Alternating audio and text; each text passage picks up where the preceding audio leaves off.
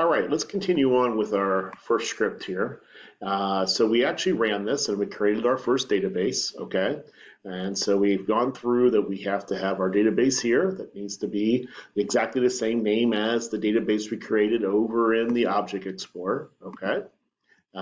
Set no count, don't worry about that, just have it in your script, okay? Just copy it in there, you should be fine, all right? We created our tables. We'll talk about drop tables here in another video. We created our tables, okay, and everything is good. We talked already about the constraint that you're going to have on each table that identifies the primary key. And again, what that's going to make sure of is that the primary key is unique. And so the DBMS will make sure of that. I'll kind of show you that a little bit later on in regards to what error you will get if you try to actually input a non-unique key. It'll actually tell you you can't do that, okay? The one piece I want to talk about now, though, is this piece right here, which is the data types. We're telling it the data types. If you remember, based upon our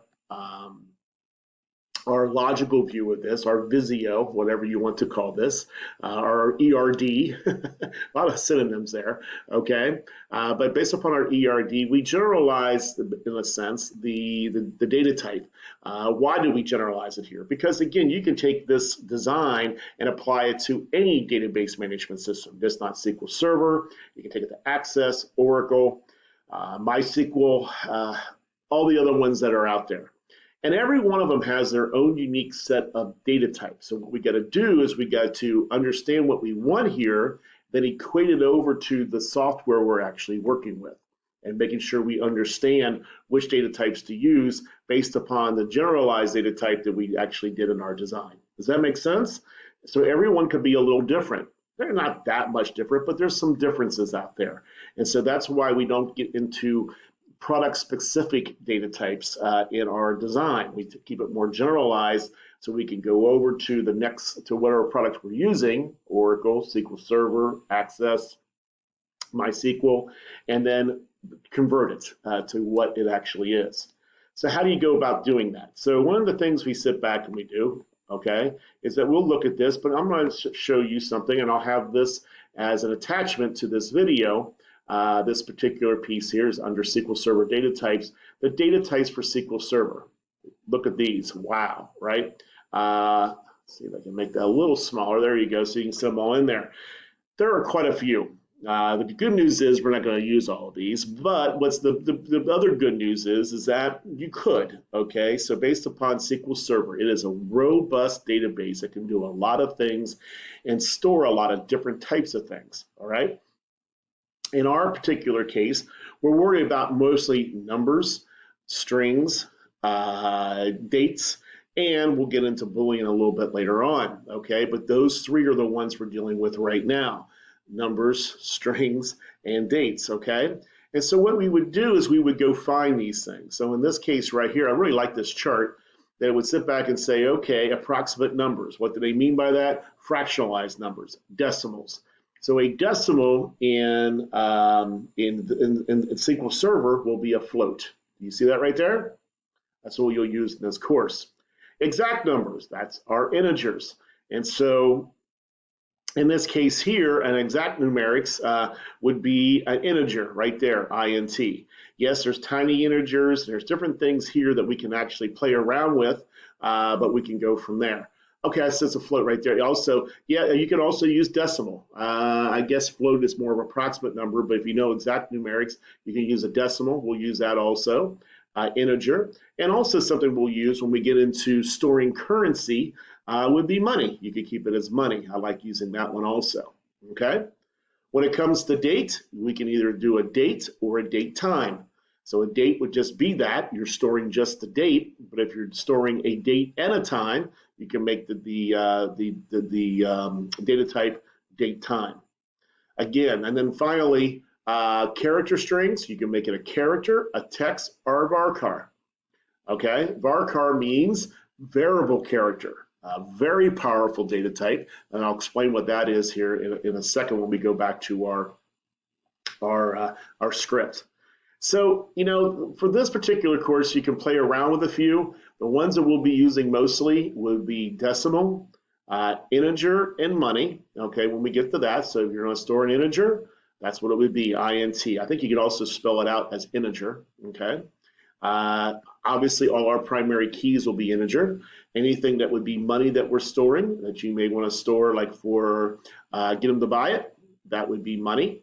And any kind of decimal beyond that would just be a decimal. Okay. For date, once again, you probably need to figure out which one you're doing based upon what you're storing. If it's just the date, do date. If it's date and time, do date time. If you don't know, go to date time. Not that big a deal. For character strings, what we're going to use in this course is varchar, and I'll explain that here in a second on why. All right, if you keep going down here, it gives you a lot more information about these. Maybe it's a little bit more information we need to get to right now, but there's a lot of reasons for what we're doing on how it deals with memory and so on. Again, we tell the computer based upon what we're, in programming and for RAM and now for permanent placement, based upon what it is we're storing, we tell the computer how much we want to, what we want to store. And then if we use our data types correctly, we can really maximize our resources. Look at memory right there on what it'll actually do, okay? And so each one of these kind of talks about the different types of memory that's allocated for this. So we have an integer, I told you before, is 4 bytes. Then we have a 2-byte one. So if our integer that we're going to be storing gets no bigger than 32,000, we can do a 2-byte one. Very rarely do I use small integer in a database, but nonetheless, you kind of see the idea. You might say 2 bytes versus 4 bytes. Should I really care? Well, it's based on how big your database is going to be. If you're going to be storing billions of lines of rows in your database, maybe 2 bytes actually makes a difference. Because now all of a sudden, you have a billion rows, 2 bytes actually means, 2 billion bytes, and that gets up there. We don't want to, we want it to keep, correct? And so I don't want you worrying about this right now on how many bytes we're storing. Use the ones I kind of told you to use. And follow along with our examples, and I think you'll be fine. As you get more used to this, come back to this and start recognizing better ways of storing your data. All right, let's get back to our piece here. One of the things I sit back, like I said, all primary keys will be in integer, so you can type it out just as like that, okay? And so that's how you type it out. As you notice, all the things that I had as text here become varchars here. So varchar means it's a variable character. It's a very powerful data type, meaning this, it will only store what's actually what the contents provides. Let me try to say it differently. If my first name is Bob, it will store 3 bytes of information, only 3 bytes. It will not hold more. Another example of this could be if I had the word text here and I had 25 bytes there on text. If I make it text like this, it's going to, if we come back to our little piece right here, let's see if I can find text. Text. I'm trying to do this on the fly here. Here we go. It's going to store a lot of characters in there, okay, based upon what you're going to be doing. It's actually going to hold a lot of data. What's neat about varchar is it only stores what you need, no more, no less. It will not store more characters behind it, okay? So I can make a text field. It's just going to have a field in there. It's going to hold space in there no matter what. Meaning it's going to hold a maximum amount of space. If I put Bob in there, it's going to be Bob and a bunch of spaces afterwards. What varchar does is only holds the space that you actually need. Does that make sense? Okay. What's kind of cool about varchar is so what in this case here, my first name's Bob. I have 25 here as my upper limit. So that's my upper limit on my name. So if I go over, if I have 26 characters, it'll actually error out. But what will happen here with Bob, it will only store 3 characters, physically store 3 characters. Here's the little secret I'm going to show you, is this right here, is that, oops, there you go, is that for varchar is interesting, and there's a lot more to varchar that meets the eye. There's a little things that are happening behind the scenes. it actually tells the computer how many characters are in there. You don't see that and so on. But based upon that, it holds a couple little bytes on the side that actually tells the database how big the contents of that particular column will be. So in essence, if I'm going to have three, if Bob is my first name, why don't I just put a bigger number here? Well, the bigger number you want to put there to maximize the use of varchar for this particular situation is 255. There's no benefit to making it any less. Always make it 255. 255, 255, all the way down. I don't hope that makes sense.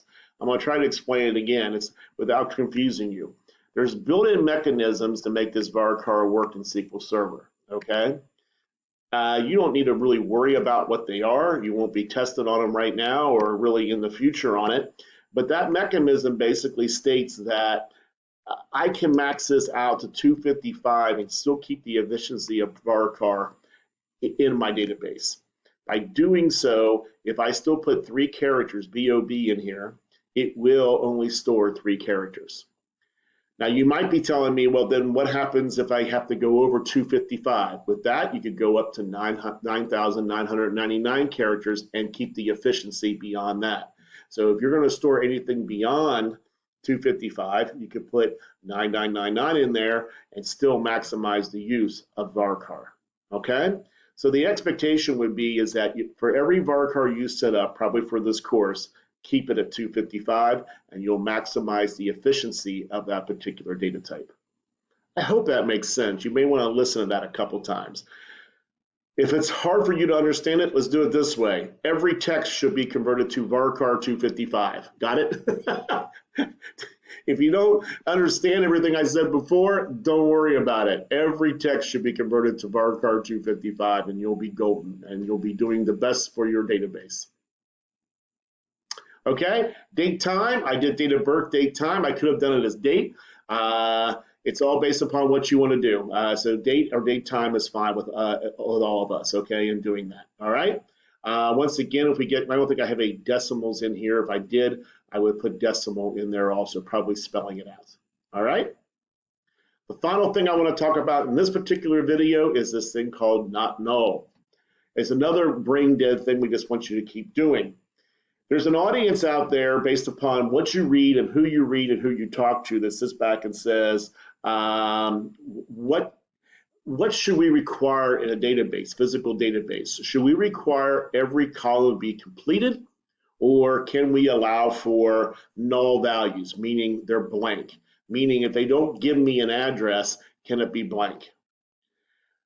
There's, I would say, we'll say a good percentage of database professionals who says you should not store blanks anywhere, meaning something has to be in these columns. If it's not in this column, it probably doesn't belong in the database. There's another fraction of database professionals that says, bunk to that. You can have nulls. Nulls is okay. It's not a bad thing. I've seen it go both ways. What we determined in this particular course is that we're going to teach you not null, okay? So at least you know about this and you recognize what we're trying to do here. When you go out to the working world, you may come back and say, I'm going to allow nulls in this. Or maybe your working world environment will say nulls is okay. I'm not here to fight which way is better. You can't win those fights. Like I said, it's almost like a 50-50 thing. But what not null is saying is that every time we're going to add a row, okay, to this table, which we're going to do here in the next set of videos, we need to ensure that every one of these columns are populated, okay? And the database will ensure that also by putting that rule right there, not null. So for this particular course, what you're going to do is set this thing up that way, all the way through, and not nulls, and ensure that every piece of this is populated. Like I said, when you get to the real world, maybe your company says nulls are fine. So we talked about allowing nulls, and if we did that, we just wouldn't even see this here, okay? So we felt like maybe it's best to recognize it and to to recognize it and to teach you it, and then we'll deal with the not nulls in this particular course, and as you move forward, you can determine how you want to do it yourself. Okay? We'll stop here and we'll move on next to adding some data to our database.